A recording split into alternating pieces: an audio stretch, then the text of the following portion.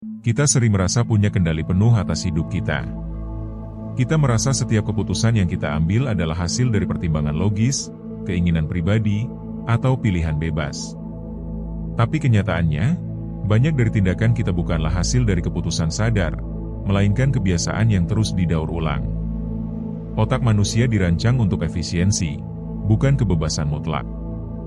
Dan dalam proses itu, kita lebih banyak berjalan di atas autopilot daripada yang kita kira. Pernahkah kamu menyadari bahwa kamu bangun di waktu yang sama, mengecek ponsel dengan cara yang sama, bahkan mengeluh dengan kalimat yang sama setiap hari? Itu bukan karena kamu sengaja memilih, tapi karena tubuh dan pikiranmu sudah tertanam dalam pola. Pola yang terbentuk dari pengulangan, bukan kesadaran. Dan yang lebih menakutkan, kita tetap merasa bahwa kita memilih hal-hal itu. Kita mengira diri kita sedang membuat keputusan, padahal hanya mengikuti jejak lama yang pernah kita injak. Ketika kamu memutuskan untuk menunda pekerjaan, misalnya, kamu mungkin merasa sedang mengambil jeda logis.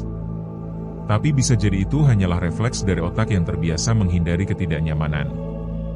Sama halnya ketika kamu merasa harus selalu produktif. Itu pun mungkin bukan keinginanmu, melainkan kebiasaan mental yang terbentuk dari cerita yang terus kamu cerna, bahwa nilai dirimu tergantung dari seberapa banyak kamu mencapai.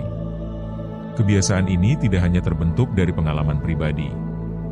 Mereka juga dibentuk oleh lingkungan, budaya, dan narasi yang kita terima sejak kecil. Kita diajari cara hidup, cara berpikir, bahkan cara merasa. Dan semua itu tertanam dalam sistem yang jarang kita pertanyakan. Akibatnya, kita sering mengulangi pola yang sama tanpa menyadarinya. Pola konsumsi, pola reaksi, bahkan pola hubungan.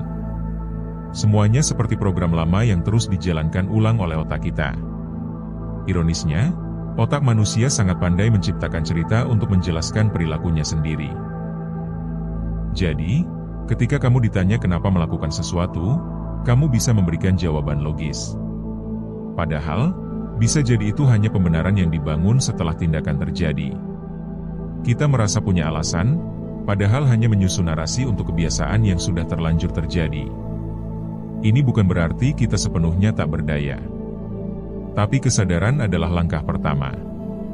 Kita harus berani mengamati hidup kita, bukan hanya dari apa yang kita rasakan, tapi dari apa yang kita ulangi. Disitulah kita bisa mulai memisahkan antara pilihan sejati dan kebiasaan daur ulang.